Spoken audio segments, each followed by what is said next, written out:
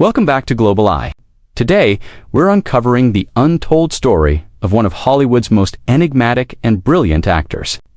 Joe Pesci, now 82 years old, gave us some of cinema's most unforgettable performances. His Oscar-winning turn as Tommy DeVito in Goodfellas is considered one of the greatest supporting performances in film history. His work in Raging Bull, Casino, and My Cousin Vinny showed incredible range, and an entire generation knows him as the bumbling burglar Harry in Home Alone, proving he could do comedy as brilliantly as he did drama.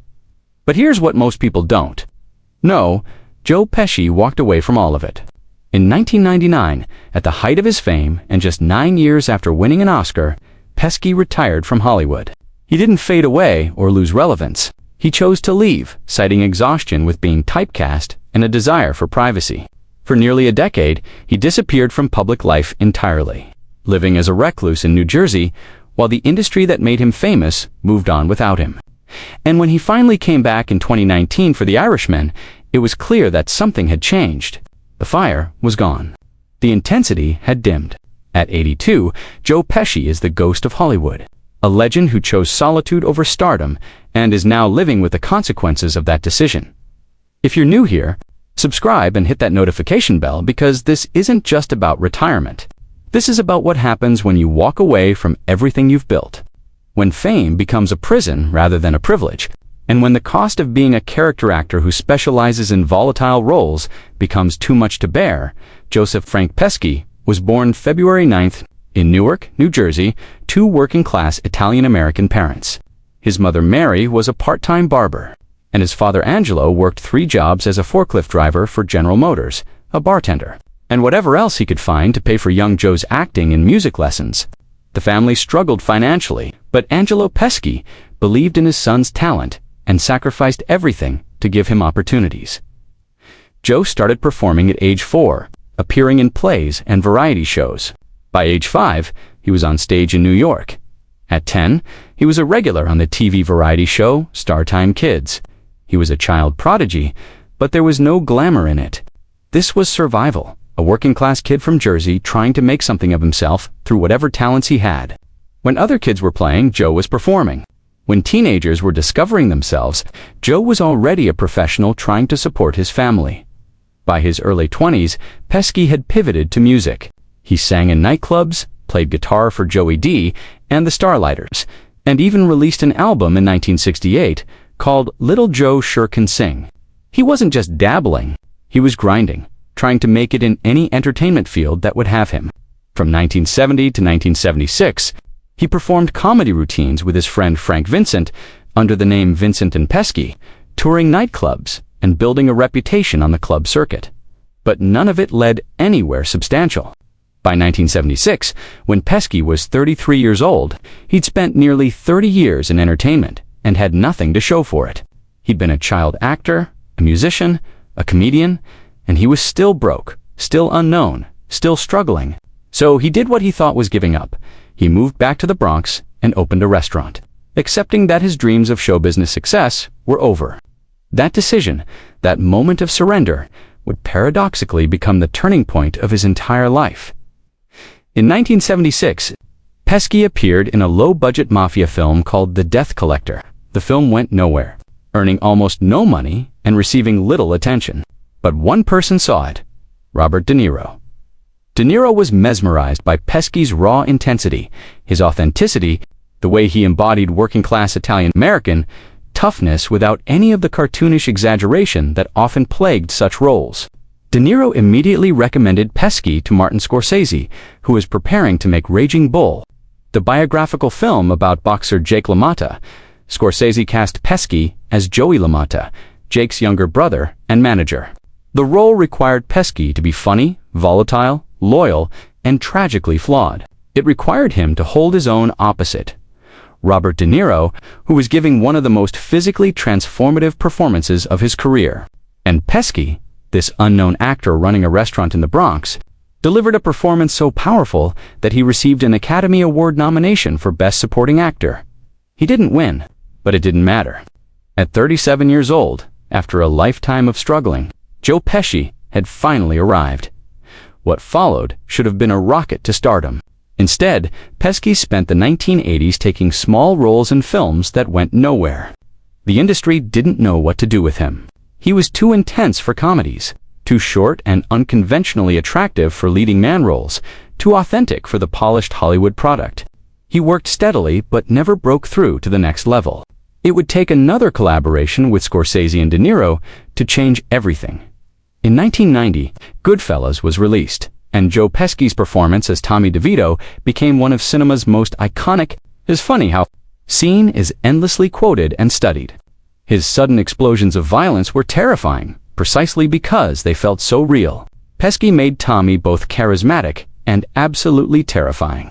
A psychopath who could make you laugh 1 second and kill you the next. The performance earned Pesci the Academy Award for Best Supporting Actor at 47 years old. Joe Pesci was finally a star, but winning the Oscar came with a price. Hollywood immediately decided they knew exactly who Joe Pesci was, the volatile wise guy, the explosive Italian-American, the dangerous little man with the hair-trigger temper. Despite his range, despite proving he could do comedy brilliantly in films like Home Alone and My Cousin Vinny, despite showing dramatic depth in films like JFK, the industry kept offering him the same role over and over. Variations on Tommy DeVito. Pesci tried to break free. He starred in Home Alone as Harry, one of the bumbling burglars tormented by Macaulay Culkin. The film became one of the highest-grossing comedies of all time, earning over $476 million worldwide. He followed it with My Cousin Vinny in 1992, playing a streetwise lawyer with perfect comedic timing. Critics loved it. Audiences loved it. But Hollywood still saw him as the Goodfellas guy. In 1995, Pesci reunited with Scorsese and De Niro for Casino, playing Nicky Santoro, another violent mobster. The performance was brilliant, earning critical acclaim. But it also cemented in producers' minds exactly what Joe Pesci was for, playing dangerous Italian-American criminals, even when he tried to pivot toward comedy. He kept getting pulled back to mob roles, or roles that played on his tough guy image from Goodfellas. Sources close to Pesci during this period said he was exhausted and frustrated. He'd spent his entire life trying to make it in entertainment. Finally achieved success at 47, and now at 52, was being told he could only play one type of role. The irony was cruel. He'd waited decades to be recognized for his talent, and now that he was famous, that fame was limiting rather than liberating. He'd become a character actor trapped by his most iconic character by the late 1990s. Pesci was openly expressing his dissatisfaction with Hollywood. He talked about feeling typecast, about being offered the same role repeatedly, about missing the days when he could try different things. In 1998, he released another music album. Vincent LaGuardia Gambini sings Just For You, showing he still had other creative interests beyond acting. And in 1999, he made an announcement that shocked the industry. He was retiring from film. From 1999 to 2007, Joe Pesci essentially disappeared. He didn't give interviews. He didn't make public appearances. He lived quietly in New Jersey, far from Hollywood's spotlight, pursuing his real passion, while the entertainment world moved on without him. Pesci spent his days playing jazz guitar, writing songs, and living the private life he'd always craved. But the retirement came at a cost. Pesci had walked away at 56, still young enough and talented enough to work for decades more. He'd left money on the table, opportunities for roles that could have added to his legacy, chances to work with directors and actors who admired him. Friends from the industry said he seemed relieved initially, happy to be away from the pressure and typecasting. But as years passed, there were reports that the isolation was taking a toll. Pesci had never married successfully. He'd been married and divorced multiple times, with relationships that didn't last. He had a daughter, Tiffany, but his demanding career had made it difficult to be the father he wanted to be. Now, in retirement, he had time but found himself alone. The friends he'd made in the industry moved on to new projects and new collaborations. The public forgot about him, as the public always does when you're not constantly visible. And Pesci discovered what many retired actors learned too late. When you walk away from your career, you also walk away from the identity and purpose that career provided. In 2007, Robert De Niro convinced Pesci to come out of retirement for The Good Shepherd. De Niro's directorial effort about the early days of the CIA, Pesci's appearance was brief, but it marked his return after 8 years. The industry welcomed him back, but something had changed. The fire that made his performances in Goodfellas and Casino so electric seemed diminished. He looked older, moved more slowly, seemed less interested in the work. After The Good Shepherd, Pesci did a few more small roles, but never recaptured his previous momentum. He appeared in Love Ranch in 2010, but the film was a commercial and critical failure. He essentially went back into semi-retirement, making rare public appearances, but largely staying out of the spotlight. For over a decade, from 2010 to 2019, Pesci was again essentially invisible to the entertainment world. In 2019, Martin Scorsese came calling one more time. He was making The Irishman, an epic mob film reuniting him with Robert De Niro and Al Pacino. And he wanted Joe Pesci to play Russell Bufalino, the mob boss who becomes the film's most powerful and quietly terrifying presence. Pesci initially said no, he'd been retired for a decade. He was 76 years old. He didn't want to go through the demands of a major film production again, but Scorsese and De Niro wouldn't take no for an answer. They called Pesci repeatedly, eventually, reaching him over 50 times before he finally agreed. What convinced him wasn't money or ego. It was the relationship with Scorsese and De Niro. The recognition that this might be his last chance to work with the people who'd made his career possible, and the quality of the role itself. Russell Bufalino was unlike any character Pesci had played before. Instead of the explosive volatility of Tommy DeVito or Nicky Santoro, Bufalino was quiet, controlled, almost gentle in his demeanor. The menace came not from shouting or violence, but from calm certainty, from the quiet power of a man who didn't need to raise his voice, because everyone already understood what he was capable of. It required Pesci to do something completely different, to show restraint and subtlety rather than the fireworks he was known for. Pesci's performance in The Irishman earned him universal acclaim and his third Oscar nomination for Best Supporting Actor. Critics called it a masterclass in understated menace. Audiences were reminded of why Pesci had been so special in the first place. But watching the film, knowing it took 50 phone calls to convince him to do it, seeing him at 76 playing a character very different from his iconic roles, there's a sadness underneath the brilliance.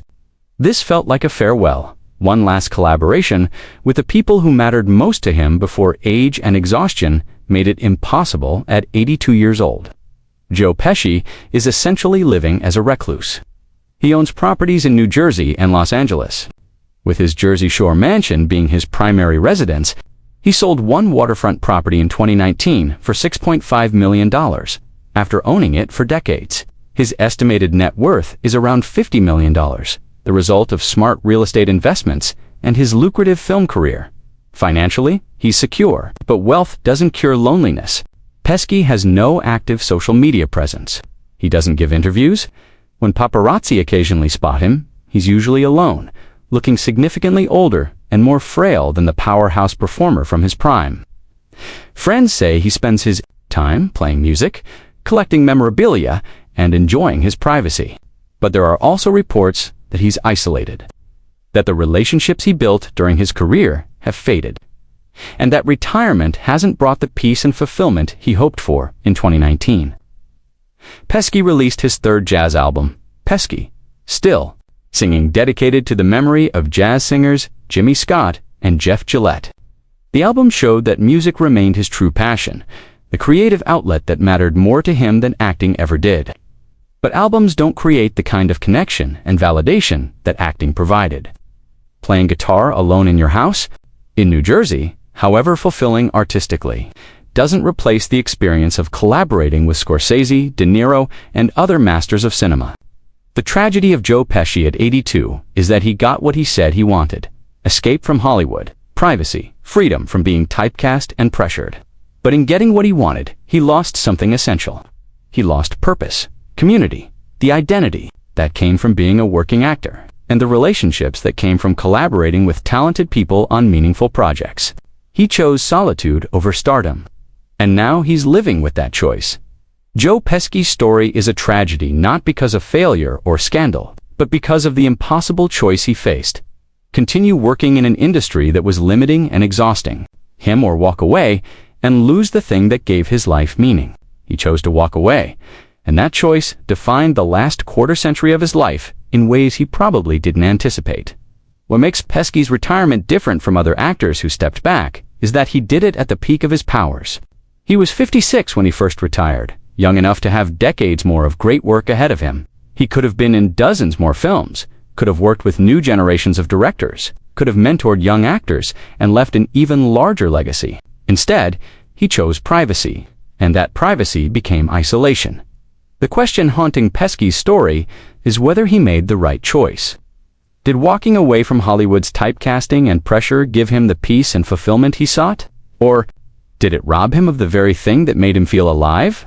The fact that it took 50 phone calls to convince him to come back for The Irishman suggests ambivalence, a man torn between the desire for privacy and the pull of the work. The fact that he's disappeared again since then suggests that the work no longer provides what it once did, or that the cost of doing it has become too high. At 82, Joe Pesci is a ghost haunting his own legacy. He's the actor who could have been one of the all-time greats if he'd kept working, but who chose a different path. He's the legend who walked away, and now lives quietly with the consequences of that decision.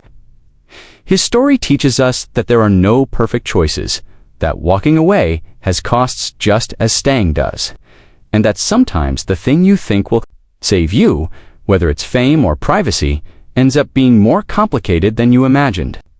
At 82, the tragedy of Joe Pesci is that he's still alive, but has been largely forgotten by an industry and an audience that once celebrated him.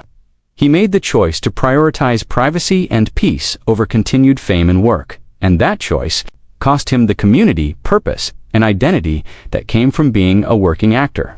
He's financially secure, living in his New Jersey mansion, pursuing his music in solitude.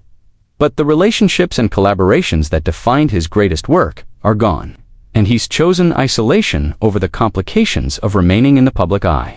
Joe Pesci's story reminds us that fame is complicated, that walking away has costs we don't always anticipate, and that sometimes the thing you think you want most becomes the very thing that leaves you empty. He gave us unforgettable performances, earned his place among cinema's greats, and then chose to leave it all behind.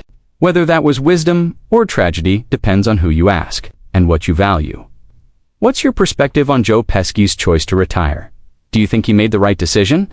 And what does his story teach us about fame, identity, and knowing? When to walk away? Share your thoughts respectfully in the comments below. If you found this deep dive thoughtful, give it a thumbs up and subscribe for more untold stories about Hollywood's most fascinating figures. Hit that notification bell so you never miss our next video. Thanks for watching.